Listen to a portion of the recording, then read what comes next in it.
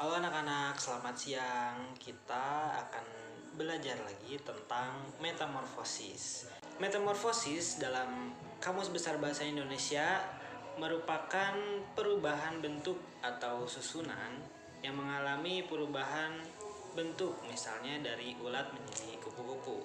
Nah, singkatnya, metamorfosis adalah perubahan bentuk yang terjadi pada hewan selama perkembangan postembrionik berlangsung. Metamorfosis terbagi menjadi dua jenis. Yang pertama, metamorfosis sempurna, dan yang kedua, metamorfosis tidak sempurna. Metamorfosis sempurna adalah metamorfosis yang dalam perkembangannya menuju dewasa mengalami perubahan bentuk, penampilan, dan perilaku yang berbeda. Perubahan bentuk yang berbeda ini dimulai dari fase telur. Setelah fase telur sudah dilewati, maka fase selanjutnya yakni fase larva. Nah, setelah fase larva akan menghasilkan fase pupa, dan yang terakhir adalah bentuk dari metamorfosis sempurna, yaitu fase imago atau fase dewasa. Contoh hewan yang mengalami metamorfosis sempurna adalah kupu-kupu.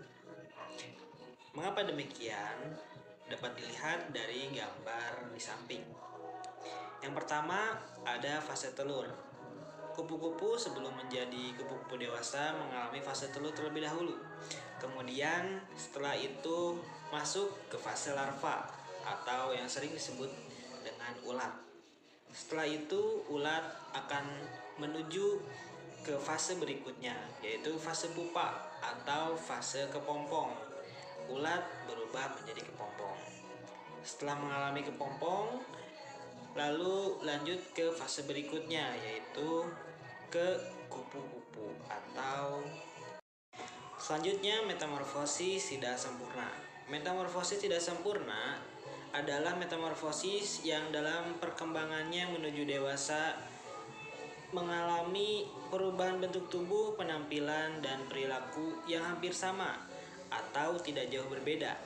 Tahapan-tahapannya dimulai dari hewan bertelur, kemudian menjadi nimfa. Kemudian nimfa ini akan tumbuh menjadi dewasa atau imago. Nah, metamorfosis tidak sempurna dinamai dengan sebutan hemimetobola. Contoh hewan yang mengalami metamorfosis tidak sempurna adalah belalang.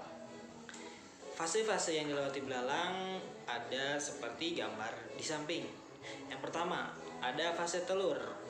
Belalang mengalami fase telur terlebih dahulu, kemudian mengalami masa nimfa. Nah, nimfa ini akan berkembang biak, akan berkembang menjadi besar, menjadi nimfa dewasa atau menjadi belalang dewasa yang disebut dengan imago. Demikian materi yang bisa disampaikan. Sampai jumpa di pematerian selanjutnya.